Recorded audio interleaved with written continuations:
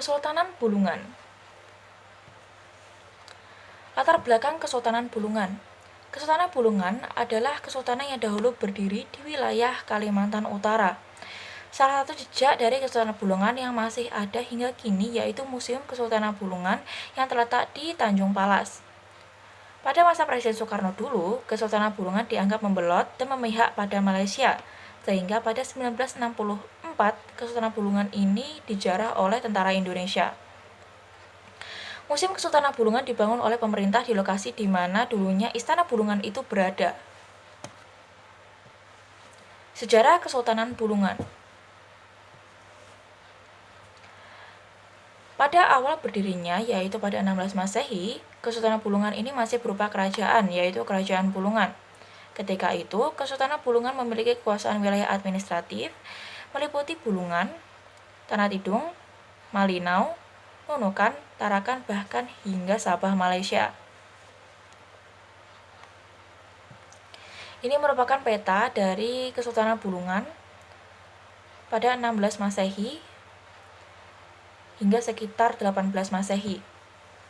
Kerajaan Bulungan menjadi kesultanan. Kesultanan Bulungan diperkirakan baru mulai dikelola secara sistematis yaitu pada 18 Masehi.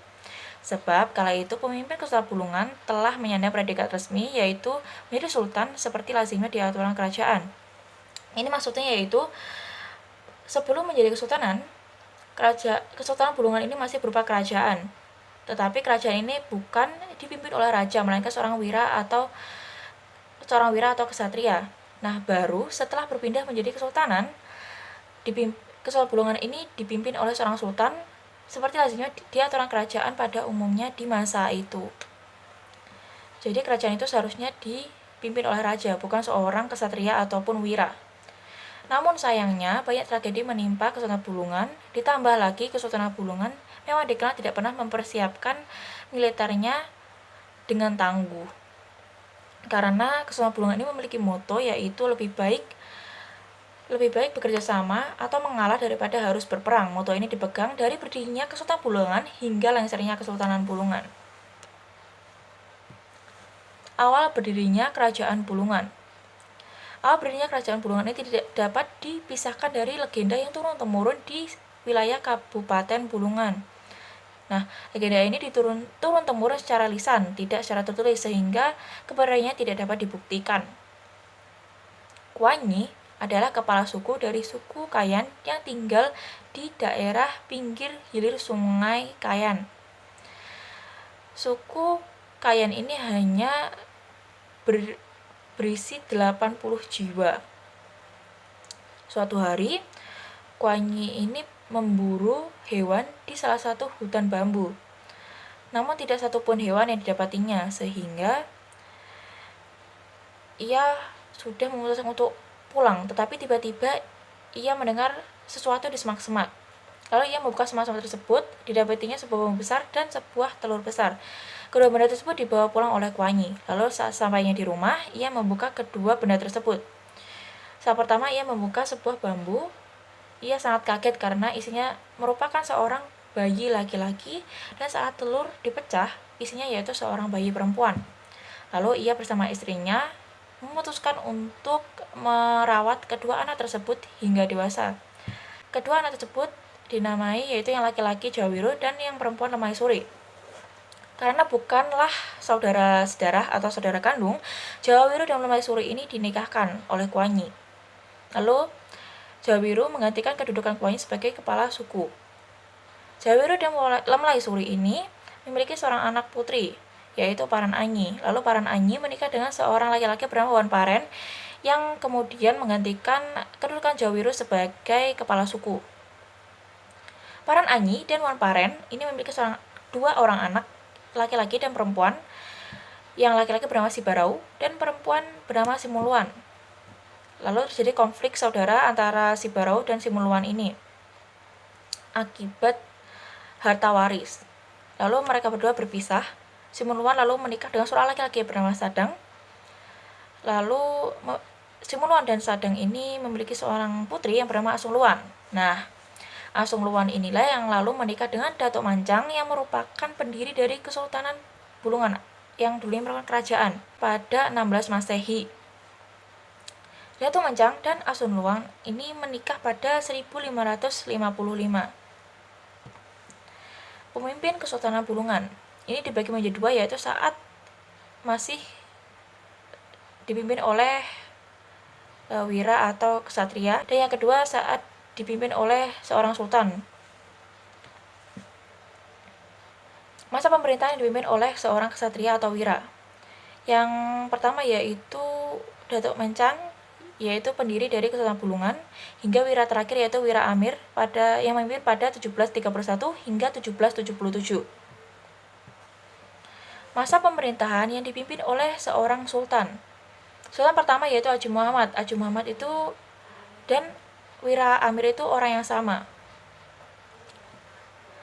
Dan sultan terakhir yaitu sultan ke-12 Maulana Muhammad Jalaluddin yang memimpin pada 1931 hingga 1958. Saya akan menjelaskan 3 sultan atau raja yang berpengaruh di sejarah Kesultanan Bulungan ini. Yang pertama yaitu Datuk Mencang. Datuk Mencang ini memerintah pada tahun 1555 sampai 1594. Datuk Mencang adalah pendiri Kerajaan Bulungan. Ia merupakan salah satu putra dari Raja Brunei yang kemudian datang ke suku Kayan. Kedatangan Datuk Mencang ke Bulungan berawal dari tersesatnya ia saat melakukan pelayaran di lautan luas. Nah, lalu ia kehabisan pasokan air saat tersesat. Lalu ia mencoba untuk mencari air tawar. Kemudian ia menemukan sungai Kayan, lalu ia mencoba untuk mengikuti aliran sungai tersebut hingga menemukan air tawar. Saat di tengah-tengah ia mencari, tiba-tiba dihadangnya ia oleh sekumpulan suku Kayan yang merupakan suku asli dari lokasi tersebut. Lalu dengan bijaksana, Datuk Mencang ini menghadapi situasi tersebut dengan mudahnya. Lalu ia damai dengan suku dari lokasi tersebut. Lalu Datuk Mencang menikahi Asung Luan pada 1555 yang merupakan keturunan asli dari daerah tersebut, yaitu dari suku Kayan. Lalu ia mendirikan sebuah kerajaan di daerah tersebut karena tata kemasyarakatan dan pemerintahannya belum terbentuk. Jadi ia mencoba untuk membangun kerajaan di lokasi tersebut. Yang kedua yaitu Haji Muhammad yang memerintah pada 1777 hingga 1817. Haji Muhammad adalah Wira Amir. Beliau berganti nama karena beliau memasuki Islam pada 1777. Jadi Haji Muhammad dan Wira Amir itu merupakan satu orang yang sama. Pada 1824, beliau menghadapi ancaman dari pemerintah kolonial Belanda yang telah melakukan serbuan terhadap raja-raja Sulawesi Selatan. Beliau mendirikan kubu-kubu pertahanan di Dumaring dan Batu Putih di daerah Tanjung Mangkalihat. Yang ketiga yaitu sultan terakhir Maulana Muhammad Jalaluddin yang memerintah pada 1931 hingga 1958. Ia tidak tinggal diam demi menyukseskan integrasi Kesultanan Bulungan sebagai bagian dari Indonesia. Beliau tidak disukai oleh pihak kolonial Belanda karena menjalin hubungan rahasia dengan Sultan Gunung Tabur dan Sambaliung di Berau untuk mendukung penuh kemerdekaan Indonesia. Faktor kemunduran dari Kesultanan Bulungan. Tragedi Bultikan adalah faktor kemunduran dari Kesultanan Bulungan.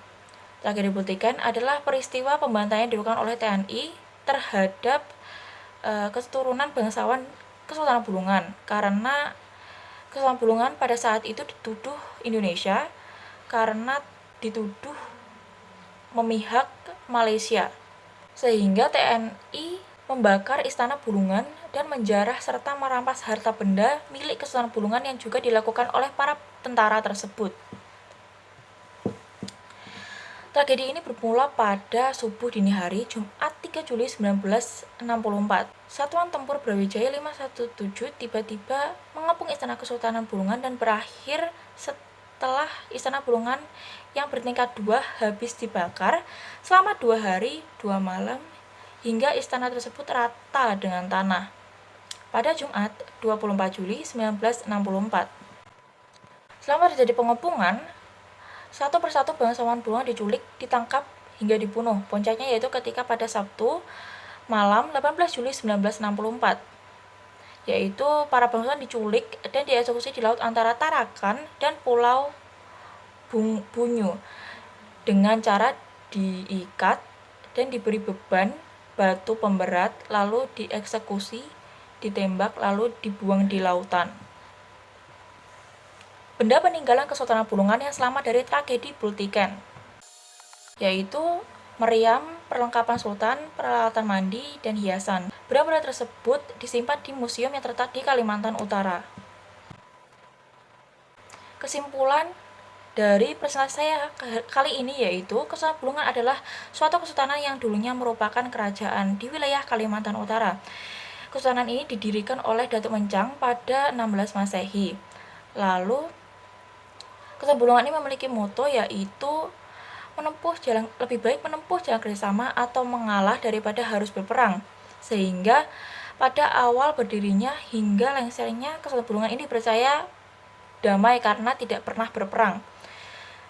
Kesultanan Bulungan mengalami kemunduran karena peristiwa pembantaian keluarga atau Kesultanan Bulungan yang dilakukan oleh TNI pada 1964. Hal ini dilakukan karena tuduhan Indonesia terhadap Kesultanan Bulungan yaitu dianggap Kesultanan Bulungan ini memihak pada Malaysia sehingga dibantai hingga keturunan bangsawan dari Kesultanan Bulungan itu habis. Sekian dari presentasi saya. Jika ada kurangnya saya mohon maaf. Terima kasih dan wassalamualaikum warahmatullahi wabarakatuh.